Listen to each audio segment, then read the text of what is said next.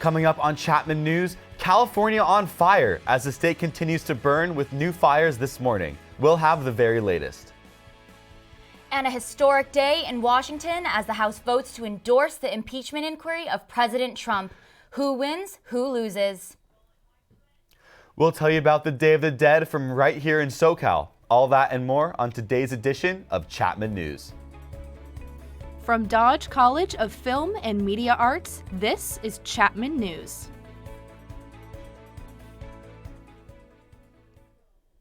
Good afternoon, I'm Tiffany Yang. And I'm Brandon Pike. We begin today with the latest on the fires burning all across California. There are currently 14 active fires burning. The latest, called the Morea Fire, broke out last night just south of Santa Paula on top of the Santa Ana Mountain. We have Jules in the Weather Center with more. Jules? Thanks, Tiffany. As of now, the Morea Fire is still at 0% containment.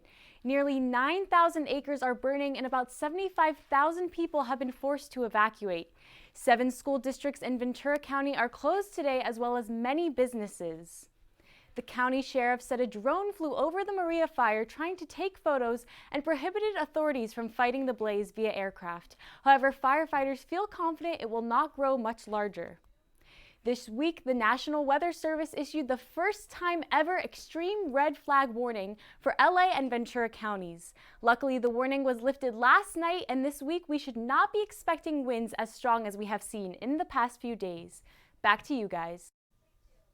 Thanks, Jules. It seems as if we are seeing new fires every day, the largest one being the Kincaid Fire that started in Sonoma County last week.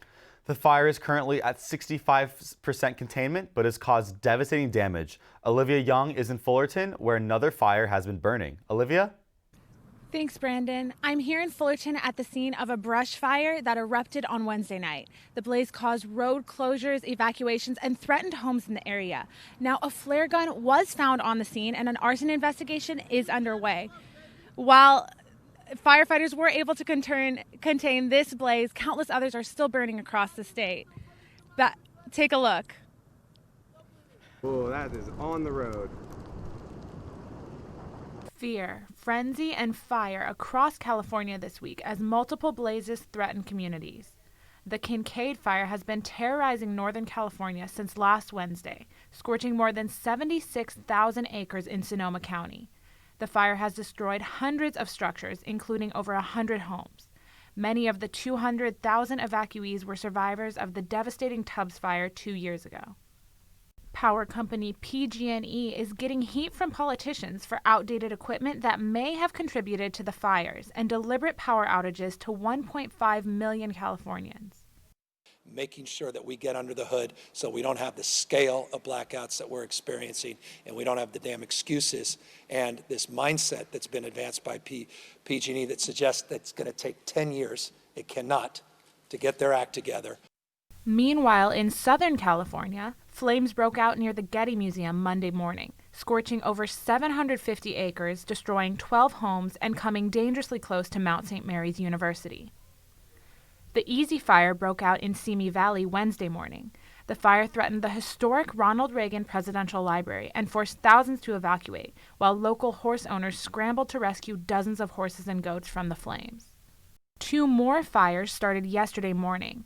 The Hillside Fire is burning in San Bernardino County and has destroyed at least 4 homes, while the 46 Fire in Jurupa Valley was started by a police chase that ended in a fiery crash and has forced thousands to evacuate.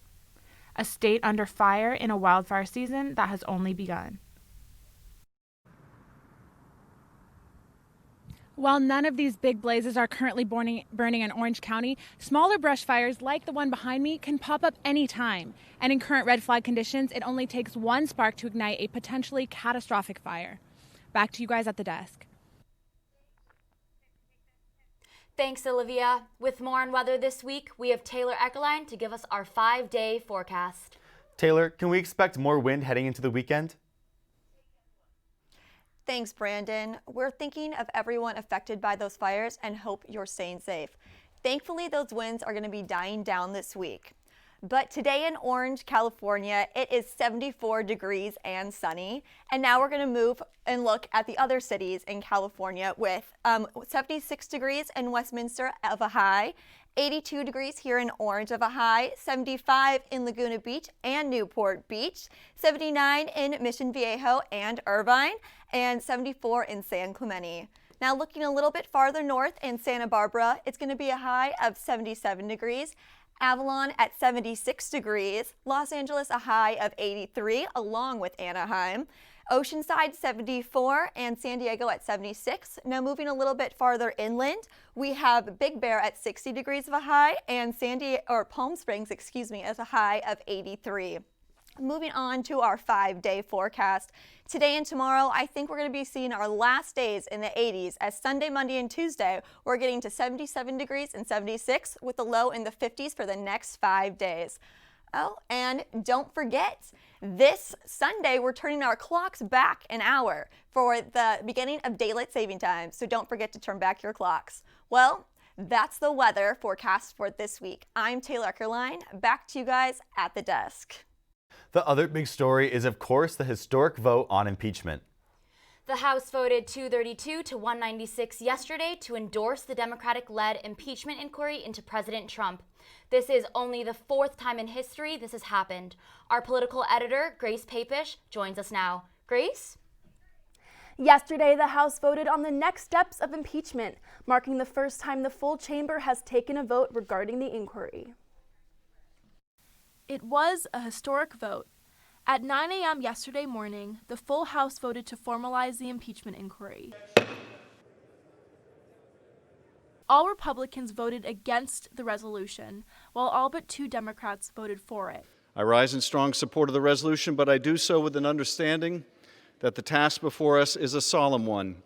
How each member of this chamber approaches the vote this morning and the days and weeks ahead may be the most important service as members of Congress we will ever pay to the country and Constitution that we all love and have pledged to defend. Though not authorizing impeachment, these formalized proceedings include new standards for public hearings, calling witnesses, and issuing subpoenas. This move is largely seen as the Democrats' response to Republicans who have pushed back on delivering information or criticized the closed-door nature of the depositions. What is Adam Schiff trying to hide? I think that's a question so many people have, so many of my colleagues have, so many people in the press should have, is through those hidden closed doors over there, Adam Schiff is trying to impeach a president of the United States. The president and his supporters have spent the week trying to discredit the witnesses testifying. For example, some Republicans question the patriotism of Lieutenant Colonel Alexander Vindman because he was Ukrainian-born, despite the fact that he was awarded a Purple Heart in Iraq. Some have even gone so far as to call him a spy and question his loyalty to the United States. These attacks are outrageous. They're unacceptable. This vote was intended to usher in a shift in the conservative political strategy, in which Republicans would have to debate the substance of the president's actions, rather than the Democrats' handling of impeachment. But these lawmakers seem to be holding on to their message. The resolution says that they're going to continue doing what they want to do. It gives authority for open hearings, but they cannot go back and fix what is a fundamentally tainted and unfair record. As for what the public thinks, 4 in 5 Americans believe that it is not acceptable for political candidates to ask for foreign assistance to help win an election, according to a new poll from Grinnell College. So what does this all mean? We're joined now by Professor Thomas Campbell at the Fowler School of Law here at Chapman. BP Professor Campbell is not only a distinguished professor of jurisprudence at Fowler, but he served in the Congress from 1989 to 1993, representing Northern California. As a congressman, he voted on the impeachment of President Bill Clinton. Welcome, Professor. It is so great to have you. Happy to be with you and here at Chapman. So, Professor Campbell, what does this impeachment vote mean? It's not like the president has been convicted of anything just yet. It's correct. It's just the beginning of the process.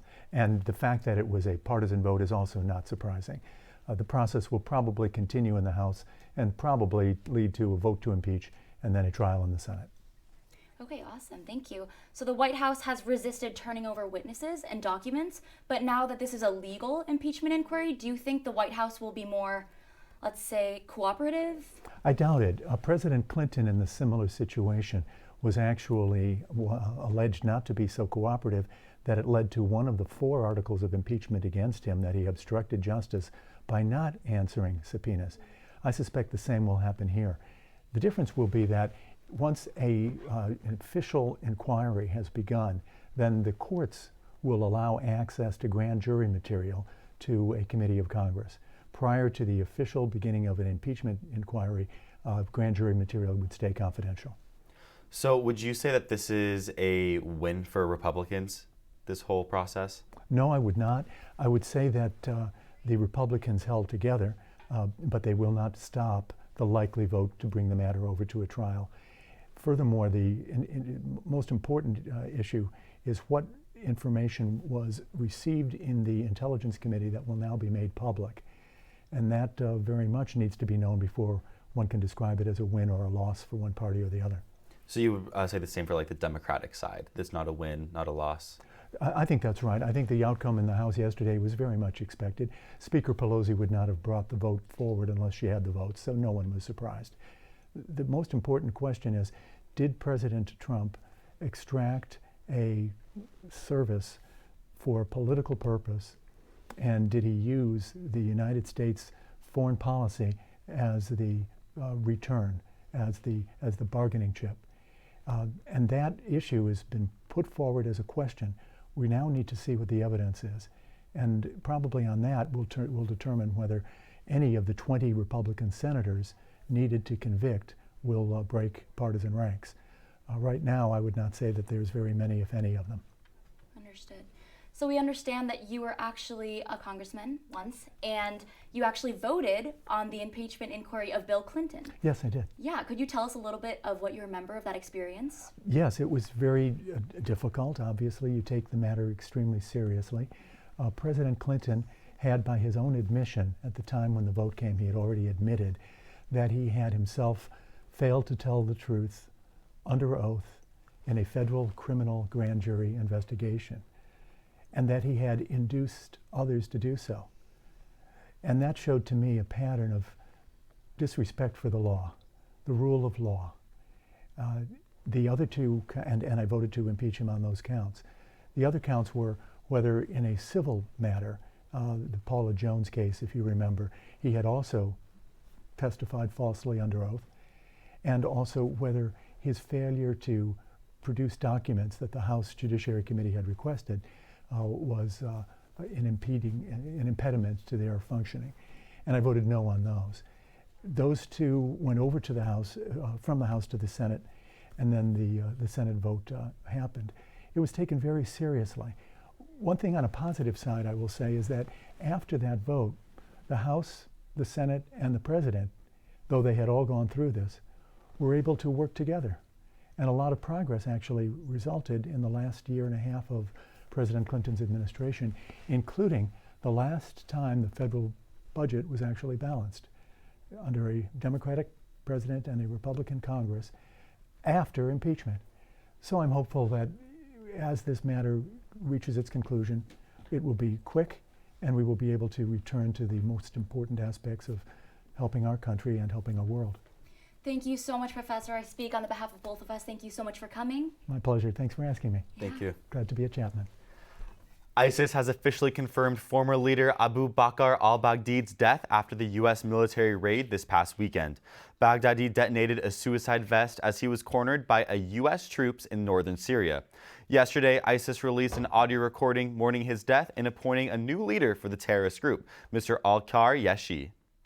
Lebanon's Prime Minister Saad Hariri resigned on Tuesday after almost 2 weeks of protests. Prior to the announcement of Hariri's resignation, thousands of people were in the streets protesting the government. The protests shut down banks, offices, schools, and universities. Over the last month, the country has seen rising prices and an increase in debt.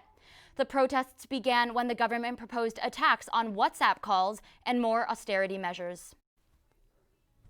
When we come back, the war over political ads on the internet. It's Twitter versus Facebook. And today is a national holiday, Day of the Dead. We sent our reporters to Olivera Street for one of LA's biggest celebrations.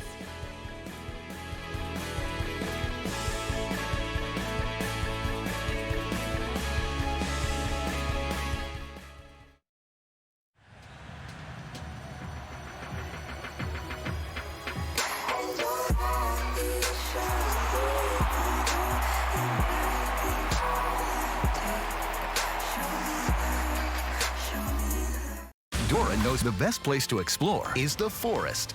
She knows this monkey? Of course she knows this monkey. Experience nature, connect with family, You guys. and find your own adventure. Visit discovertheforest.org to find a forest or park near you. The latest on the ongoing disputes over Brexit, British citizens will be the deciding factor when they vote in January. The House of Parliament has sided with British Prime Minister Boris Johnson that an election should decide which party takes control of deciding whether or not the UK will be leaving the European Union. The vote will be held on December 12th of this year, making Johnson's fourth attempt to hold an election a success. New developments in the 39 bodies found in a truck container in Essex. 2 brothers are now wanted on suspicion of human trafficking in addition to the already convicted truck driver. An additional driver is suspected of taking the container before it crossed the English Channel and has been arrested in Dublin on unrelated charges. Officers from national and provincial police departments are traveling to the UK to assist with the inquiry. Shocking new updates on Geoffrey Epstein's death, with a new report saying the disgraced businessman now appears to be a homicide. Michael Baden, a private pathologist hired by Epstein's family, says his autopsy results suggest homicide, pointing to 3 fractures in a bone in his neck. However, the New York City's chief medical examiner is sticking to her official finding that Epstein's death was a suicide. The new report complicates a twisted saga already swirling with conspiracy theories. Heartbreaking news out of Long Beach on Tuesday night. A shooting at a Halloween party. 3 people were killed and 9 were injured. Just before 11 p.m., emergency services responded to a mass casualty incident located in a duplex on 7th Street just behind a nail salon. Some residents said they heard upwards of 20 gunshots, and once it stopped, silence. Long Beach Fire spokesman Jake Heflin said when services arrived, it was a scene obviously filled with chaos, with victims both inside and outside the building. Authorities say that they are still looking for a male suspect that fled the scene after the shooting. 5 Sigma Alpha Epsilon brothers at the University of California, Irvine are now facing misdemeanor charges after their fellow brother, Noah Domingo, died from alcohol poisoning in January.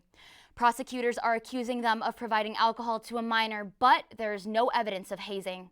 The defendants have a hearing on November 21st. A year after the devastating 737 MAX plane crashes, Boeing CEO Dennis Muilenburg is back on Capitol Hill facing harsh criticism from Congress.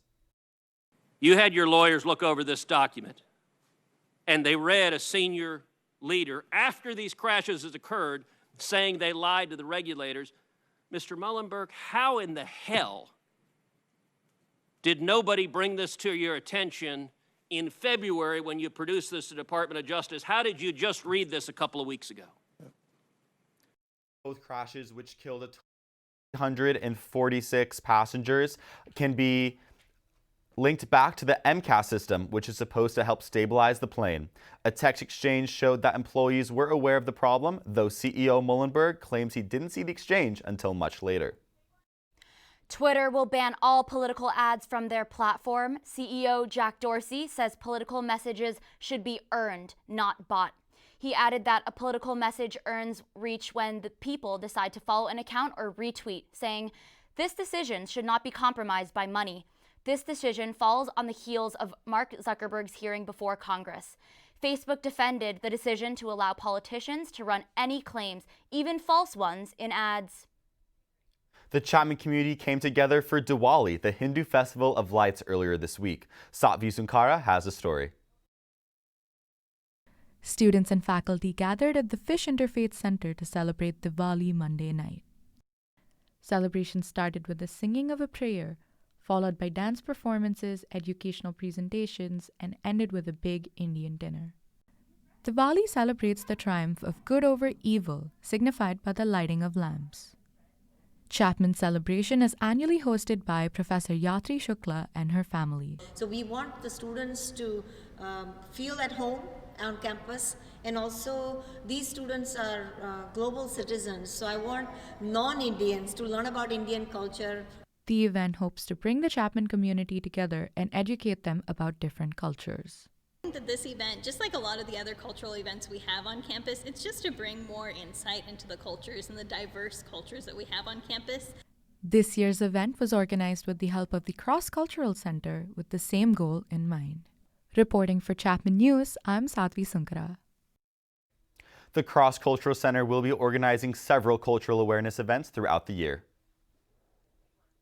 Coming up after the break, I'll tell you how the fires are affecting Hollywood. Chapman's football team is ranked the highest it's ever been in school history. Highlights from their game against Cal coming up after the break.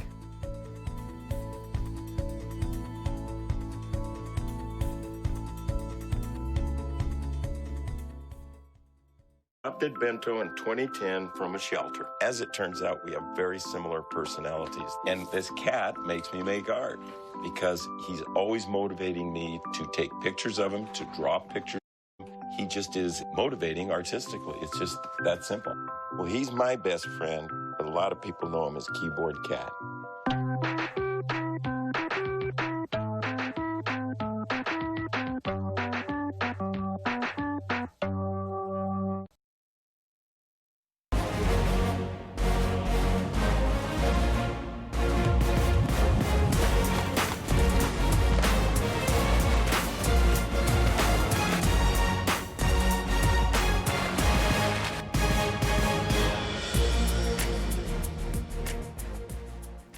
Hello everyone, I'm Jared Brosnan and welcome to the Best Campus Sports Show.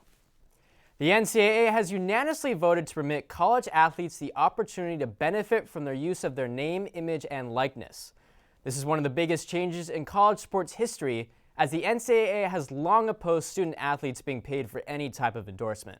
Heavy sanctions have been put on universities in the past, such as USC and Reggie Bush 10 years ago. This change might also bring back the widely popular video game NCAA Football by EA Sports, which was discontinued in 2013 after lawsuits were filed surrounding the use of player likeness.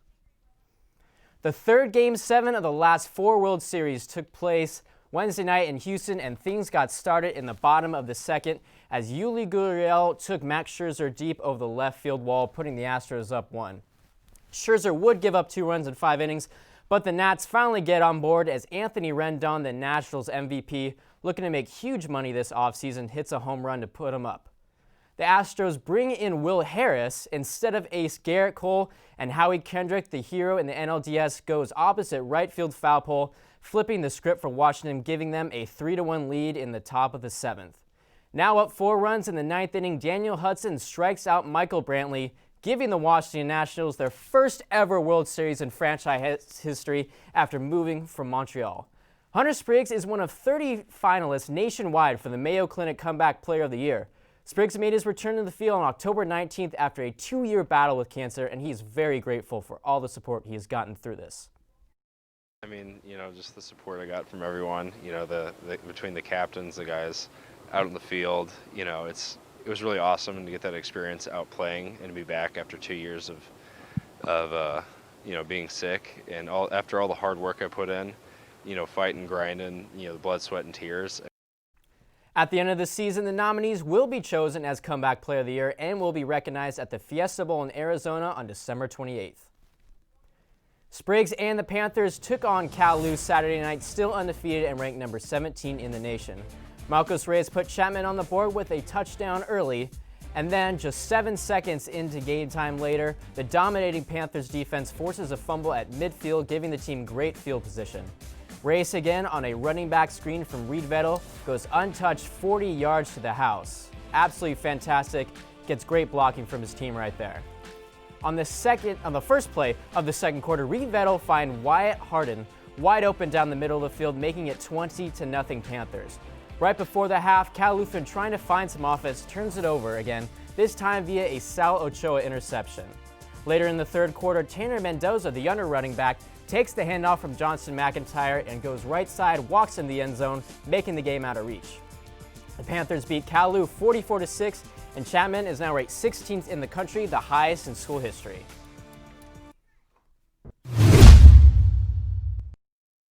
I'm here with Ricky Medeiros, and we're going to see who's faster at recording a strip sack touchdown, but we have potato sacks tying around us.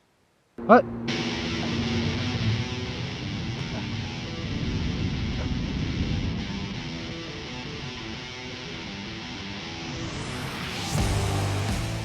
So what's it like as a senior captain, being a part of this undefeated team, especially on the defensive side? You guys have been absolutely fantastic the entire year. Yeah, it's been a lot of fun this year. Like, I think this has been my most fun year here at Chapman. And I think what makes it real fun is that all of our guys are really close, like off the field and on the field. And we all know we're a part of something special and we're doing something that Chapman's never done before.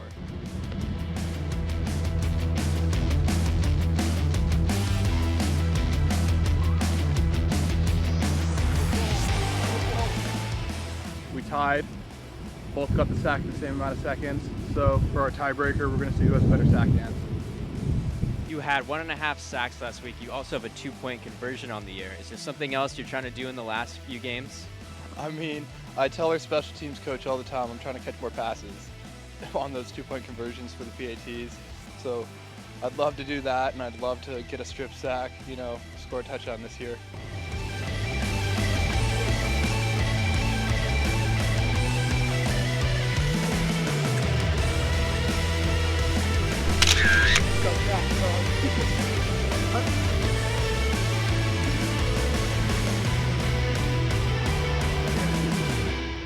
Well, the athletes continue to reign supreme as I clearly need to take a dance class. For Ricky Medeiros and Jared Brosnan, this has been another edition of Athlete of the Week.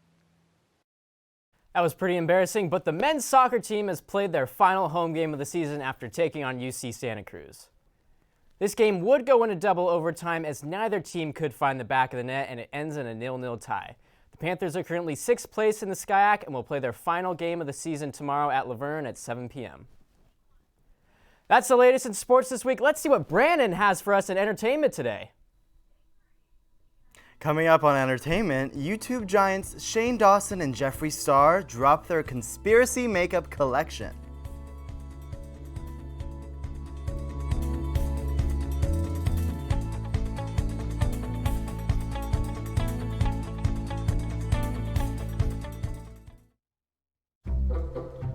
They call me Maxie, but I prefer tripod. I was your above-average four-legged homie, and then wham, bam, minivan. Some people pity me. Now that's lame. I still run, fetch, and swim. And the ladies love me. I'm the ultimate wingman. Just don't ask me to high five.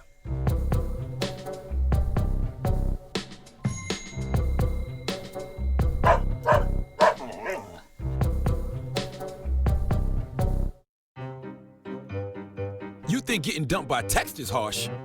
Try getting dumped by a tennis ball. My ex-owner drove me out to the woods, yelled fetch, and by the time I brought the ball back, he was gone. Yeah, I was pissed. But the folks at the shelter helped me let go of my anger.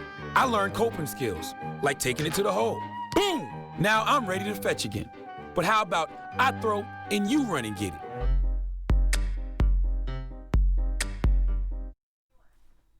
Hey, what's up, you guys? It's Brandon Lance Garnsey here for yet another entertainment rundown.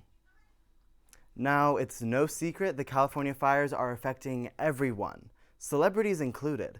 LeBron James and Arnold Schwarzenegger are among stars evacuating their LA homes due to the Getty fire.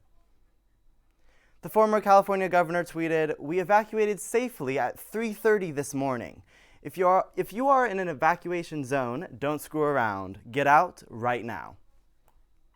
It's even affecting movie studios. Paramount announced the cancellation of the Terminator Dark Fate premiere, and the food for the after-party has been donated to the American Red Cross. Several other celebrities such as Chris Pratt and Reese Witherspoon are expressing their gratitude for California's first responders and firefighters, thanking them for their bravery they act on every day. Filmmaker Martin Scorsese may be 76 years old, but he isn't slowing down anytime soon. His latest film, The Irishman, starring Robert De Niro and Al Pacino, has a $150 million budget, and a large chunk is allocated to de-aging technology for the actors. The running time is 3.5 hours, and believe it or not, it is the first time Scorsese works with Pacino. The film opened today and is available in select theaters for a limited time, basically until it can qualify for an Oscar. The Irishman then heads over to Netflix on November 27th. Game of Thrones creators David Benioff and Dan Weiss may have backed out of the new Star Wars trilogy last minute, but now they're giving us a Game of Thrones prequel.